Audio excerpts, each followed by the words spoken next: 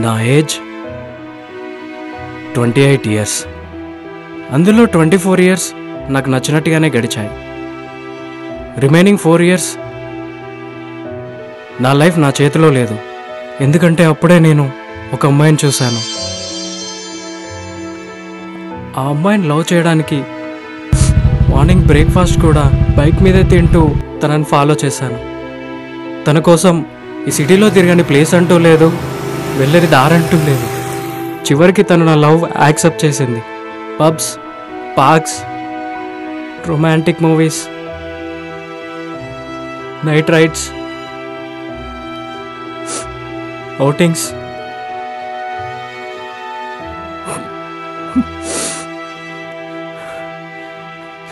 ఇలా చాలా ఎంజాయ్ చేశాం.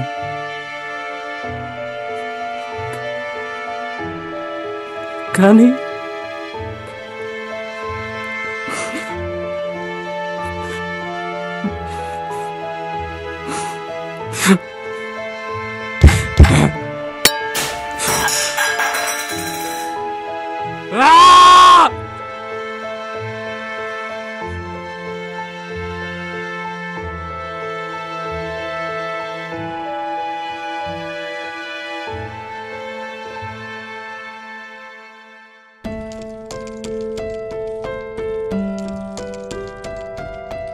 కానీ నన్ను ఆ అమ్మాయి వదిలేసింది. నేను ఆ అమ్మాయి కోసం 690 days తిరిగాను. ఆ అమ్మాయి కూడా నాతో 690 days తిరిగి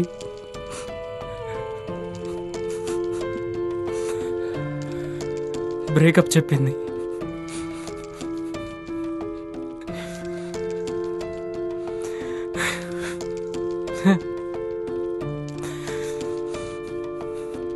దానికోసం నేను చేయందంటూ ఏదీ లేదు. లవ్ చేసినప్పుడు ప్రేమ ఇద్దరికీ ఉంటుంది అనుకుంటాం, కానీ బ్రేకప్ అయినప్పుడు అర్థమవుతుంది ప్రేమ ఒక్కరికే ఉంటుందని.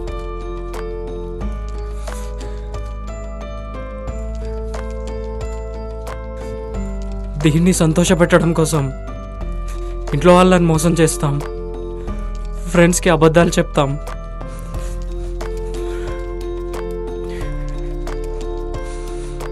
బయట వాళ్ళతో అన్ని రకాలుగా అనిపించుకుంటాం. కానీ వీళ్ళు మాత్రం ఒక్క వర్డ్ చెప్పి వెళ్ళిపోతారు.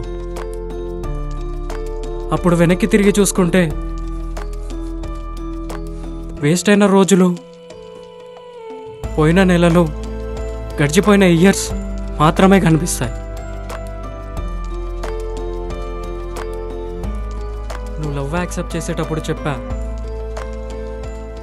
నేను చచ్చేంత వరకు ప్రేమిస్తూనే ఉంటా అని.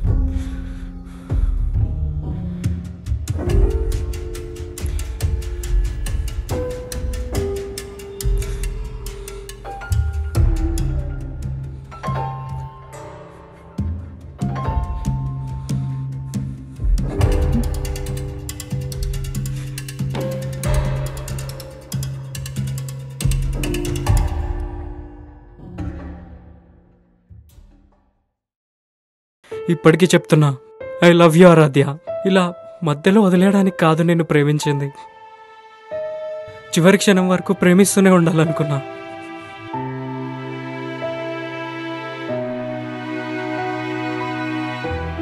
ఇప్పుడు సూసైడ్ చేసుకుంటుంది కూడా నీ ప్రేమ దక్కలేదన్న ఒకే ఒక్క కారణంతో.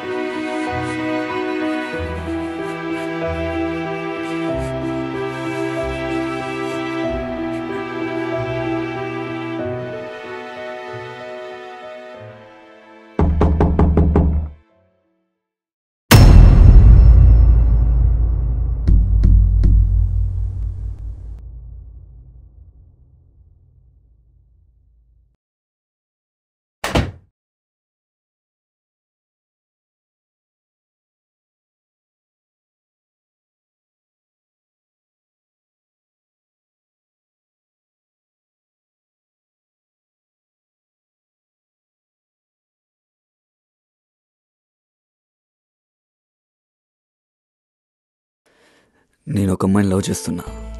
ఎలా అంటే ఆ అమ్మాయిని కంటికి రెప్పలా కాపలా కాశాను. ప్రేమించేటప్పుడు లోకం అంతా ప్రేమలా కనిపిస్తుందని అంటారు కదా, నాకు కూడా అలాగే ఉండేది. నేను నా లవర్ బయటికి వెళ్ళినప్పుడు మమ్మల్ని చూసి అందరూ అసూయపడేవారు. మేమిద్దరం కలిసి ఉన్నప్పుడు ఫ్రెండ్స్, ఫ్యామిలీ, చుట్టుపక్కల ఎవరూ కనిపించేవాళ్ళు కాదు.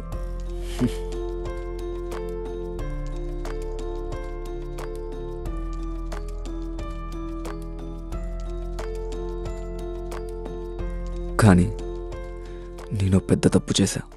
అది నాకు దూరమైనప్పుడు అర్థమైంది. వాళ్ళు ఉన్నప్పుడు వాళ్ళ విలువ తెలియదు, వాళ్ళు లేనప్పుడే వాళ్ళ విలువ తెలుస్తుంది.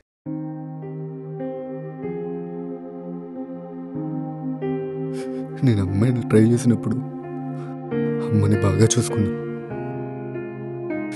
లవ్లో ఉన్నప్పుడు మా అమ్మని సరిగ్గా చూసుకోలేకపోయాను. అమ్మాయి మైకంలో పడి అమ్మకి హెల్త్ బాగాలేదని చెప్పినా పట్టించుకోకుండా నువ్వే హాస్పిటల్కి వెళ్ళు అని మనీ వేసానే కానీ దగ్గరుండి చూపించలేకపోయా. దాని ప్రేమ వల్ల నిన్ను దూరం చేసుకున్నా.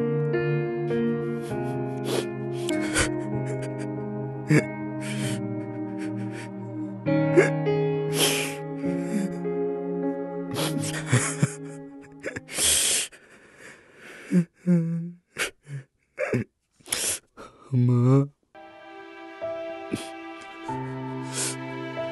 అలాంటి ప్రేమ కానీ అలాంటి అమ్మాయి కానీ నాకొద్దు. అయినా మా అమ్మ నా ఇంట్లో నా మనసులో లేనప్పుడు నేనెందుకు ఉండాలి?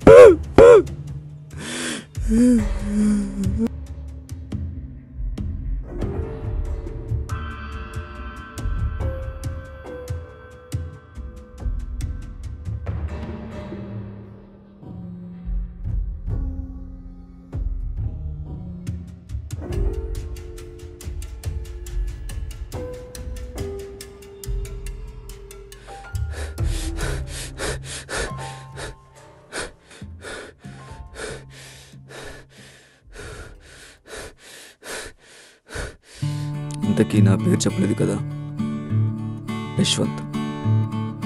నేను అమ్మాయిని 3 years నుంచి లవ్ చేశాను.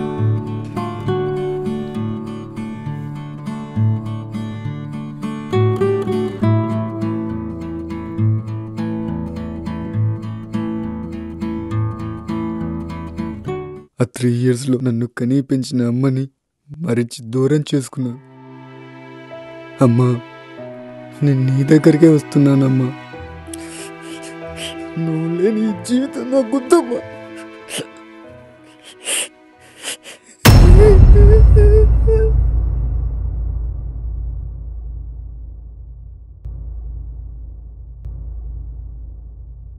ఇద్దరు ప్రేమించారు, ఇద్దరు సూసైడ్ చేసుకున్నారు. ఒకరికి బ్రేకప్ అయ్యిందని, ఇంకొకరు లవ్ సక్సెస్ అయ్యిందని. కానీ ఏం లాభం? ఇద్దరూ వాళ్ళ లైఫ్ని కోల్పోయారు. దీన్ని బట్టి చూస్తే లవ్ చేసేది మనమే, నాశనం అయ్యేది మనమే, చివరికి ప్రాణాలు తీసుకునేది కూడా మనమే.